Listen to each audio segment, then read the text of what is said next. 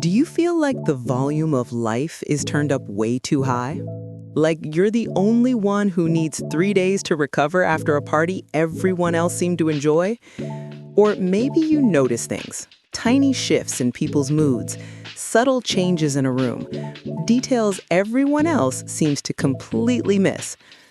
If you just thought, wait, is someone watching me? You might be part of the 15 to 20% of the population that science calls highly sensitive people. And no, this isn't some internet personality quiz. This is actual neuroscience backed by 30 years of research. Today, we're uncovering what it really means to be a highly sensitive person. Throughout this video, I'm going to ask you 8 revealing questions. Keep track of your answers mentally. Rate yourself honestly from 1 to 5 for each one. By the end, you'll know exactly where you fall on the sensitivity spectrum. We'll explore the brain science that makes you this way, discover why this trait is actually your hidden superpower, and I'll give you practical tools to thrive as a highly sensitive person. Because if you're highly sensitive, you're not flawed. You're just wired differently. Let me paint you a picture. 2 people walk into the same coffee shop. Person A orders their latte, scrolls through social media, completely unbothered by everything around them. They're fine, totally fine. Person B, they're having an entirely different experience. The fluorescent lights feel harsh, the espresso machine sounds louder than it should. That conversation 3 tables away is competing with their own thoughts. They notice the barista seems stressed, and that shirt tag has been bothering them all morning. Same coffee shop, same moment, completely different realities. And if you're person B, you've probably spent years wondering, what is wrong with me? Why does everything feel so intense? Here's what I need you to understand. Nothing is wrong with you. Your brain just processes the world differently. Let's see if you're actually a highly sensitive person. Here are your first 2 questions. Rate yourself from 1 to 5. 1 means not true for me at all. 5 means extremely true. Question 1. Do you get easily affected by strong sensory experiences? Bright lights that bother you more than others, loud noises that make you want to leave, scratchy fabrics you literally cannot wear, or strong smells that shift your mood. Does the sensory world affect you more intensely than most people? Give yourself a rating, 1 to 5. Got your number? Hold on to it. Question 2. Do you absorb other people's moods and emotions like a sponge? You walk into a room and immediately sense the emotional temperature. Someone's having a bad day and suddenly you feel heavy. You watch something emotional and it stays with you for hours. Do other people's feelings become your feelings? Rate yourself 1 to 5. That's 2 down, 6 more to go. Keep your mental tally going. Now, here's what's actually happening. In the 1990s, psychologist Dr. Elaine Aron made a groundbreaking discovery. She found that approximately 15 to 20% of the population has a neurological trait she called sensory processing sensitivity. This is what we now call being a highly sensitive person. And this has been studied for over 3 decades. We have brain scans. We have peer-reviewed research. This trait even shows up in over 100 different species, from fruit flies to primates. Evolution kept this trait around because it serves a purpose. Think about it. While some members of a group are bold, charging forward, HSPs are the ones who pause, who observe, who notice the subtle signs.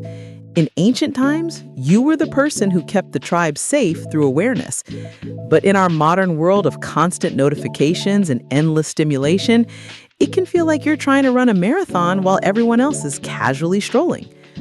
So let's understand what's happening in your brain. High sensitivity isn't a disorder. It's a fundamental difference in how your nervous system processes information. Imagine everyone has a camera. Most people have standard definition. You've got the premium, high-definition version. You're capturing more details, but it also means processing takes more time. Dr. Aron and neuroscientists have used brain imaging to study HSPs. The results are fascinating. HSPs show heightened activity in brain regions involved in awareness, deep processing, and empathy. Your brain literally lights up more intensely when processing information. Dr. Aron identified 4 core traits that HSPs share. You can remember them with the acronym DOES. First, depth of processing. HSPs think deeply about everything. Before making decisions, you're running mental simulations. What could happen? How might people react? While everyone else makes quick choices, your brain is running comprehensive analysis. Question 3. When you need to make a decision, do you find yourself playing out multiple scenarios? You're not just picking a restaurant. You're considering the noise level, whether your friend will like it, if the timing works. You're previewing multiple timelines before saying yes to anything. How true is this? 1 to 5. Question 3, add it to your score. Next, emotional reactivity and empathy. You experience emotions deeply, both your own and others. You're wired to pick up on subtle emotional cues most people miss. A slight change in tone, a micro-expression, you catch it. This makes you incredibly empathetic, but it also means you can get emotionally flooded. Question 4. Have you ever felt physically affected by someone else's emotional state? Their stress becomes tension in your shoulders. Their sadness becomes heaviness in your chest. Even when they're not talking to you, their emotional energy becomes yours. How accurate is that? Rate yourself. That's question 4. You're halfway through. Question 5. Do you have a profound emotional response to beauty? Art, music, nature, they don't just look nice, they move you deeply. You can tear up watching a sunset and completely mean it. You feel music in your bones. Beauty hits you differently. 1 to 5. Question 5. 3 more to go. Third, overstimulation. Because you're processing so much constantly, you reach your limit faster. Think of it like everyone has a cup for daily stimulation. Yours fills up faster because you're taking in so much more. Too much noise, too many people, and suddenly you need to escape. You need quiet. You need to not be perceived for a while. Question 6. After social events or busy days, do you need significant recovery time? You go to a party, seem fine during it, maybe even enjoying yourself, but then you need 1 or 2 full days of quiet just to feel like yourself again. Not because the event was bad, but because it drained your entire internal battery. How true is this? Question 6. Keep counting. Fourth, sensitivity to subtleties. You notice what others don't. The faint smell of something off, the hum of electronics, the tiny shift in someone's energy, the way light creates patterns on a wall. This attention to detail is a gift. You catch errors others miss. You appreciate beauty others walk past. But it means you're constantly processing much more sensory information. And here's crucial. This trait is largely genetic. Research shows about 70% is in your DNA. You were literally born this way. Evolutionary biologists believe this trait survived because communities need both types of people, the bold, fast-moving individuals and the sensitive, observant, thoughtful ones who notice what everyone else misses. Let's get honest about what this trait means for your daily life. Being an HSP comes with genuine superpowers and real challenges. First, you have deep empathy and authentic connection.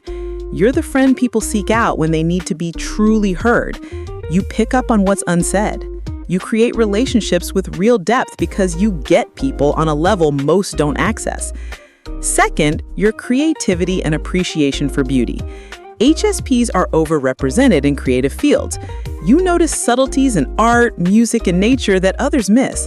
You feel things deeply, and that becomes fuel for meaningful work. Question 7. Do you notice subtleties in your environment that most people miss? Changes in someone's mood before they say anything. Small details in your surroundings. Patterns others don't pick up on. You catch nuances in conversations, at work, in relationships that others walk past. How true is this? 1 to 5. And fourth, You have intuition that seems almost like a sixth sense. You're picking up micro cues others don't register. Body language, tone shifts, energy changes. You know something's about to happen before it becomes obvious. By the way, you're in incredible company. Alanis Morissette has openly talked about being HSP. Researchers believe Nicole Kidman, Emma Watson, and even Albert Einstein showed classic HSP traits. But let's talk about the challenges. You experience overwhelm more intensely. A day that energizes others can leave you needing days to recover. Open offices feel like chaos. Constant notifications feel invasive. It's like running a marathon while everyone else walks. You deal with emotional intensity that can be challenging. Feeling everything deeply is beautiful for joy, but it means absorbing other stress and needing more time to process difficult emotions. You're often misunderstood. How many times have you heard, "You're too sensitive," or "Don't take things so personally"? People who aren't wired this way cannot understand what it's like to process the world at your level of intensity. Question 8. Does having a lot going on at once feel genuinely unpleasant? Multiple people talking simultaneously, several tasks demanding attention, tight deadlines with pressure, crowded, noisy environments where you can't think. Do you need to withdraw from busy situations to places where you can breathe? How true is this? Final rating 1 to 5. That's all 8 questions. Add up your total score now. Got your number? Let's see what it means. If you scored 8 to 19, you're low to moderate sensitivity. You might have a few HSP traits in specific situations, but overall, you handle high stimulation well. You probably have HSPs in your life, and now you understand them better. If you scored 20 to 29, you're moderate to high sensitivity. You definitely have significant HSP traits. Some situations overwhelm you, while others don't. You'll benefit from the strategies we're about to discuss. If you scored 30 to 36, you're highly sensitive. Welcome to the club. This is you. The traits we discussed, the challenges, the superpowers, they're your daily reality. The tools coming up, you need them. If you scored 37 to 40, you're extremely high sensitivity. Everything is turned up to maximum. Life is intense, beautiful, overwhelming, and profound all at once. You need strong support systems, clear boundaries, and these practical tools. You're not too much. You're running life on expert mode. Whatever your score, you now have language for your experience. You understand why you are the way you are, and you're about to learn what to do about it. Let me give you tools that genuinely work. Not vague advice, but specific strategies based on research. For highly sensitive people, first, design your life around downtime. You need regular time alone to process and recharge. Buffer time into your schedule. After social events, block off recovery time. Think of downtime as essential maintenance, not laziness. Second, optimize your sensory environment. Invest in noise-canceling headphones. Remove uncomfortable clothing. Adjust lighting. Create a home that feels like a sanctuary, not another source of stimulation. Third, master boundaries. Learn to say no without guilt. Protect your energy like the limited resource it is. Leave events early when needed. Decline invitations without lengthy justifications. People who care will understand. Fourth, build your regulation toolkit. Deep breathing techniques, progressive muscle relaxation, the 5-4-3-2-1 grounding method, physical movement. Find what works for your system and use it consistently. Fifth, process externally. Journal your thoughts. Talk things through with trusted people. Create art. Don't let everything swirl inside endlessly. Getting thoughts out helps you make sense of the intensity. For supporting an HSP, believe their experience, don't minimize it. Offer lower stimulation options, give them processing time, create calm spaces together. The bottom line, high sensitivity is not something to fix. It's something to understand and work with intentionally. It brings profound gifts when you stop fighting it and start building your life around it. So, are you a highly sensitive person? If you are, welcome. You're in remarkable company. Artists, healers, thinkers, deeply empathetic humans who make the world more beautiful and meaningful. Remember, in a world that rewards loud and fast, your depth is revolutionary. Your ability to feel deeply, to notice what others miss, to care profoundly, that's not weakness. That's strength the world needs. The key is honoring your wiring instead of fighting it. Build a life that works for how you're designed. Stop apologizing for needing what you need. If this helped you, hit that like button and subscribe for weekly psychology content. Drop a comment. What did you score? What's your biggest HSP challenge?